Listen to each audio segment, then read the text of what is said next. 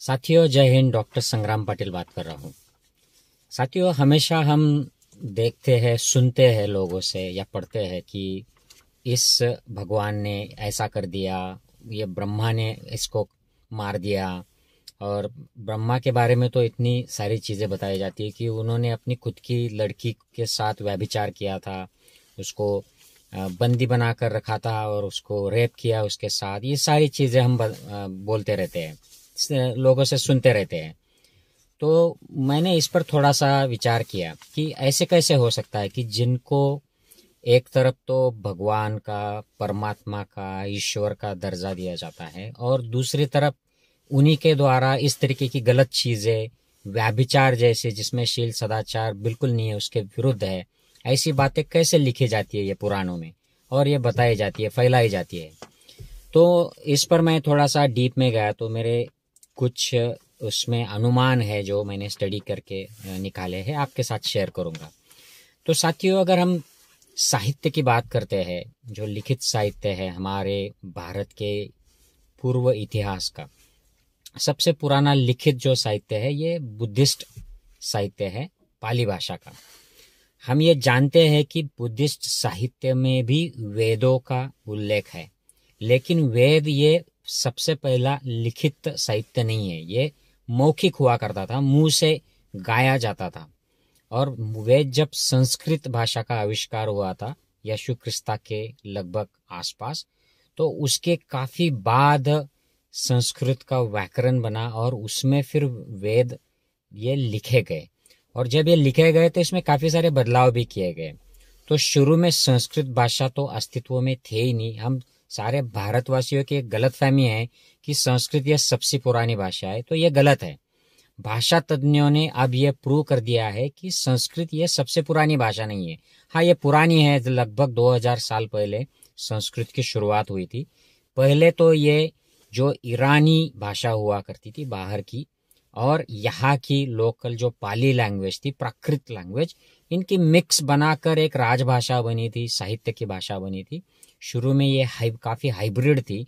जो हम पतंजलि योग शास्त्र की भाषा देखते हैं, ये प्योर संस्कृत नहीं है और पाली भी नहीं है, इसके मिक्स है, हाइब्रिड है।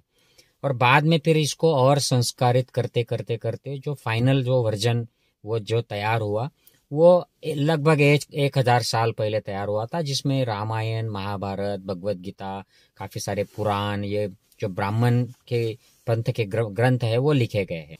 जैसे हमारा मन होता है, मनुष्य का मन होता है, वैसे प्राणियों का भी मन होता है। तो ये अलग अलग योनि होती है, जिसको प्लेन्स ऑफ एग्जिस्टेंस बताया गया है।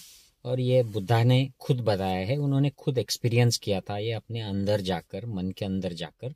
ये सारी जो योनियां होती है, प्लेन्स ऑफ एग्जिस्टेंस, तो बुद्धिज्म के बुक्स में दिया है कि सबसे ऊंची जो लोकीय अवस्था है वो ब्रह्म अवस्था लोग प्राप्त कर सकते हैं, अपने मन की अवस्था होती है। फिर देव अवस्था होती है, इसी को स्वर्ग भी कहा जाता है। संस्कृत के जो भाषाएं है, संस्कृत के ब्राह्मण ग्रंथ है, इन्हीं देव अवस्थाओं को उन्होंने स्वर्ग कहा। फिर मनुष्य की योनि होती है, उसके नीचे प्राणी योनि होती है, असुर योनि होती है। तो इस तरीके के 31 ये प्लेन्स ऑफ एग्जिस्टेंस बताए गए हैं। और इन प्लेन्स ऑफ एग्जिस्टेंस का मतलब यही है कि जितना मन शुद्ध हो जाता है उतना ये हायर प्लेन ऑफ एग्जिस्टेंस में चला जाता है। मन, इसका एक्सपीरियंस मन के अंदर करना होता है, ये कहीं बाहर जाके आसमान में नहीं होती है। ये सब मन की शुद्धता, पवित्रता अंदर होती है और उसी से ये ट्रुथ का रियलाइजेशन एक्सपीरियंस होता है। और जितना मन अस्वच्छ होता है, कलुषित होता है, उतनी नीचे की अवस्थाओं में, जैसे प्राणी योनि, असुर योनि, इनको नाम दिया गया है मन की अवस्थाओं को। सबका एक्सपीरियंस मन के अंदर, हमारे अंदर जाके ही होता है। और ये लोकीय अवस्थाएं बताई गई है। इसके बियॉन्ड जो परलोकीय अवस्था है, यानी अरहंत हो जाना, मुक्त हो जाना, मोक्ष प्राप्ति कर लेना, जिसे बुद्ध हो जाते हैं अपनी तपस्या से, मन की शुद्धता से, सच्चाई जान जाते हैं और इसके परे चले जाते हैं। तो ये लोकीय जो चक्र जिसे कहा जाता है, भव चक्र, इससे मुक्त हो जाते हैं, दुख से मुक्त हो जाते हैं। तो ये जो अवस्थाएं है, इनमें काफी ऊंची अवस्था ब्रह्म योनि की है। और ब्रह्म योनि में 16 प्रकार के अलग अलग योनियां हैं। ये एक नहीं है। इसमें अरूप ब्रह्म योनि, स्वरूप ब्रह्म योनि। तो स्वरूप मतलब ये body plus mind, mind plus matter. अरूप यानी ओनली सिर्फ माइंड, इनको चित्त होता है और उसके वाइब्रेशंस होते हैं। और ये इस तरीके का एक थ्योरेटिकल डिस्क्रिप्शन बुद्ध के साहित्य में आता है। तो इसका ये मतलब हो गया कि ब्रह्म योनि के जो बीइंग्स है, उस अवस्था को प्राप्त कर लेने वाले जो बीइंग्स है, लोग हैं, उनको ब्रह्मा कहा गया है। देव योनि की अवस्था प्राप्त करने वाले देव देवताएं जो है उनको वो कहा गया है। और जो सबसे निचले जो होते हैं उनको असुर कहा जाता है, दानव कहा जाता है। और ब्राह्मण ग्रंथ में उनको असुर, दानव, राक्षस कहकर अलग अलग स्टोरीज बना दी गई है। तो ये जो अवस्थाएं है अंदर जाकर हमें पता चलती है। हम बाहर तो देख सकते हैं कि कुत्ते हैं, बिल्ली है, पेड़ है, मछलियां है, मक्खियां है, कीट पतंग है, ये बाहर देख सकते हैं। लेकिन इससे ज्यादा हम नॉर्मल ह्यूमन बीइंग, हमारी जो मन की अवस्था है, इससे ज्यादा हम एक्सपीरियंस नहीं कर सकते हैं। हम देव योनि या ब्रह्म योनि या असुर योनि की अवस्था हमारे अंदर नहीं अनुभव कर सकते, क्योंकि हमारा उतना अभ्यास नहीं होता है। हम उतने तपे नहीं है, हमारी उतनी स्पिरिचुअल लेवल नहीं है। लेकिन जो व्यक्ति बुद्ध बन जाता है, अरहंत हो जाता है, उस व्यक्ति को अपने अंदर जब वो जाते हैं तो ये मन की सारी अवस्थाएं वो देख सकते हैं। तो वो ब्रह्मा की अवस्था, जो ब्रह्मा एक ब्रह्मा नहीं होता है, ब्रह्म योनि में जो भी मिलियंस बिलियंस जो लोग पहुंच चुके हैं वो सारे ब्रह्मा है। वैसे देवी देवताएं है, वैसे मनुष्य है, प्राणी है, तो ये अलग अलग लोग उसमें होते हैं। तो ये ब्रह्म योनि के जो लोग होते हैं, अर्थात ये हायर स्पिरिचुअल लेवल के लोग हैं। इन्होंने शील का पालन किया है, इन्होंने तप किया है, मन को शुद्ध कर लिया है काफी हद तक। ये मुक्त नहीं हुए हैं, इनको भी सारे दुखों से जाना पड़ता है, बल्कि लेकिन ये कम दुखी है। तो ये एक सदाचारी शील धर्म की इनको जानकारी है, जो सच्चा धर्म जिसे कहते हैं, मुक्ति का धर्म। ये हिंदू धर्म, बौद्ध धर्म, जैन धर्म, क्रिश्चियन धर्म, ये वाली बात नहीं होती है। स्पिरिचुअलिटी ये अलग फील्ड होता है। इसमें ये ऐसे जो संप्रदाय वाले धर्म है, तो वो उनकी बात नहीं होती है, ये लोग वहां तक नहीं पहुंच पाते हैं। तो ये जो ब्रह्मा होते हैं, ये बड़े शुद्ध है, ये इनका आचरण शुद्ध है, इसलिए वो उस अवस्था तक गए हैं। अब इनको जानने के लिए हम जैसे सामान्य लोग तो जान नहीं सकते हैं, लेकिन जो अरहंत हो गए, बुद्ध हो गए, वो इस अवस्था को जान सकते हैं। तो उन्हीं को मालूम है कि ये लोग कैसे दिखते हैं, ये कैसे रहते हैं, इनके क्या व्यवहार होते हैं। और वो हमको नहीं बताते हैं, क्योंकि आप पूरा बुद्ध का साहित्य पढ़ लीजिए, पूरे अरहंतों का जो साहित्य है वो पढ़ लीजिए। किसी भी बुद्ध ने, अरहंत ने उनके जीवन में ये नहीं बताया है कि उनके लाइफ में उन्होंने एक ब्रह्मा से मुलाकात की। हालांकि उनकी मुलाकातें हुई है, लेकिन उस ब्रह्मा का फिर ऐसे चक्कर चल रहा था, उसने ऐसे इसको मार दिया था, उसको उठा लिया था, या वो ऐसे आदमी जैसे दिखता था, सोने का मुकुट पहनता था, रथ में सवार होकर आकाश से आता था, ऐसी कोई भी डिस्क्रिप्शन नहीं है। तो ये सब जो डिस्क्रिप्शन आए हैं, ये कहाँ से आए हैं, किसने लाए हैं और क्यों लाए हैं, ये बड़ी सोचने की बात है साथियों। क्योंकि ये सब 1000, 125 हजार साल पहले की बात है। इसके पहले ये कोई भी ऐसी स्टोरीज नहीं थी। ना तो रामायण के थे, ना कृष्ण महाभारत के थे, ना कोई पुराणों के अवतार थे, ना ब्रह्मा विष्णु महेश, ये कोई भी नहीं थे।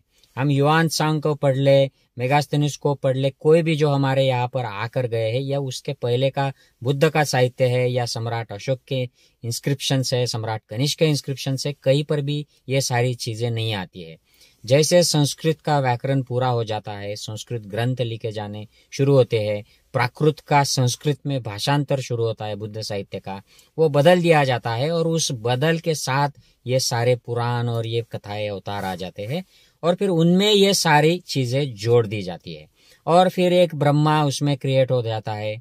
और ब्रह्मा, क्योंकि लोगों ने सुना है कि भगवान बुद्ध का ब्रह्मा के साथ, जो किसी अलग अलग ब्रह्मा होते थे उनके साथ संवाद होता था, देव देवताओं के साथ संवाद होता था, और फिर निचली अवस्थाओं को भी वो जान पाते थे।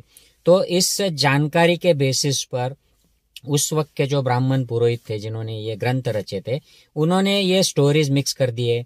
बुद्धा की लाइफ की जो स्टोरीज थे, उनके उनके साहित्य में जो देवी देवताएं बताए गए हैं, उनके पास लाइफ की जो जातक कथाएं आती है, उनमें वो एक राम दशरथ जातक कथा का राम बताते हैं, या घत जातक कथा का जो घत पंडित होता है उसका भाई वासुदेव है, जो चक्र से अपने मामा को मार देने वाली स्टोरी बुद्ध साहित्य की स्टोरी है। तो ये सारी जातक कथाओं को सबको मिलाकर ये पुराण रामायण महाभारत की ये सारी कथाएं आई है। उसी में से हमने एक ब्रह्मा की स्टोरी हमारे पूर्वजों ने एक तैयार की, और उस ब्रह्मा ने फिर ऐसे लड़की के साथ ये किया, और उसने फिर ये तैयार किया, उसको मार दिया, ऐसा कर दिया। ये सारी कपोल कल्पित चर्चाएं ये सारी ये साहित्य में आ गई, जिसका मूल चीजों से कोई भी संबंध नहीं है। और मूल जो साहित्य था बुद्ध के साहित्य में, उसमें से सिर्फ ये स्थल या उसकी अवस्था का नाम लेकर इन्होंने ये स्टोरीज बता दी है। जैसे एक बॉम्बे नाम की मूवी है, मणिरत्नम उसमें है, और फिर बॉम्बे में हम देखते हैं कि कोई हीरो आता है, हीरोइन आते हैं, वो मुंबई में चले आते हैं, हिंदू और मुसलमान शादी कर लेते हैं, और फिर मुंबई में ऐसे ऐसे हो जाता है, उस वक्त दंगे हो जाते हैं, उस वक्त ये राम मंदिर का आंदोलन चलते रहता है। तो फिर अगर 1000 साल बाद हम यही मूवी देखते हैं और सोचते हैं कि हाँ, इस मूवी में ये जो दंगे हो गए थे 2000 साल के आसपास, उसमें एक लड़का, हिंदू लड़का मुसलमान लड़की ने शादी कर ली थी और फिर ऐसा हो गया था, और हम उसी को सच मान लेते हैं। हालांकि ये एक फिक्शनल मूवी है, स्टोरी बनाई गई है।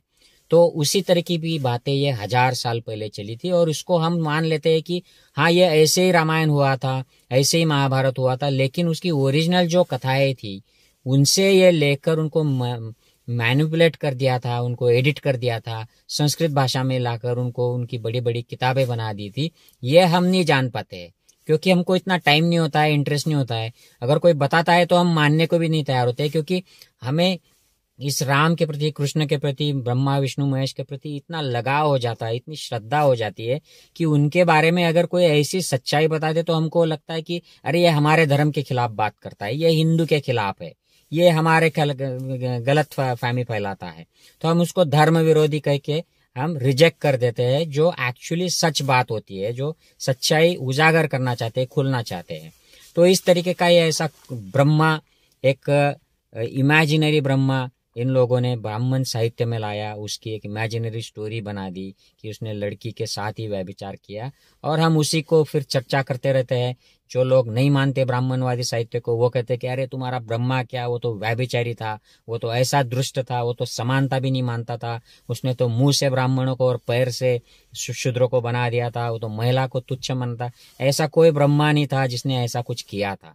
ये सब कपोल कल्पित ब्राह्मणिकल साहित्य की स्टोरीज है, जिसको बुद्धा ने भी रिजेक्ट की थी। उसके वक्त भी कुछ चीजें ऐसे प्रचलित थी, उसने बुद्धा ने रिजेक्ट कर दी थी, और बुद्धा के बाद तो बुद्ध साहित्य का आधार लेकर ही ऐसी स्टोरीज बना दी गई।